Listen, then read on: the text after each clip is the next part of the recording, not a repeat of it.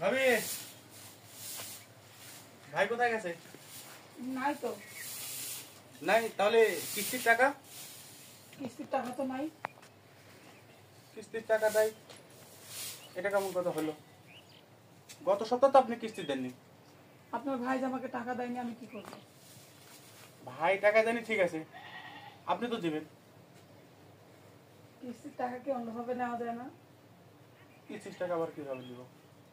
কিভাবে নেওয়া যায় একটু ভাবেন। আসলে এত কথা কয়ে তো লাভ নাই, আমার কিস্তি দেওয়া লাগবে। গত সপ্তাহ দেননি, আমার পকেট থেকে কিস্তির টাকা দিয়ে কিন্তু আমি অফিস শোধ করেছি। এই সপ্তাহ তো আমার আমার কাছে টাকা পয়সা নাই, আমি কিন্তু ওই পকেট থেকে টাকা দিয়ে ওই কিস্তি শোধ করতে পারবো না। টাকা কিভাবে দিবেন দেন, প্রয়োজনে আমি বসে আছি। না, বসে থাকলে লাগবে না, আপনি চলেন, আমি বলছি।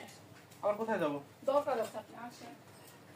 না, এসব করলে তো ভালো লাগে না। প্রতিদিন প্রতি সপ্তাহ আসলে সবার কিস্তি দিয়ে আরে বাবা চলেন না।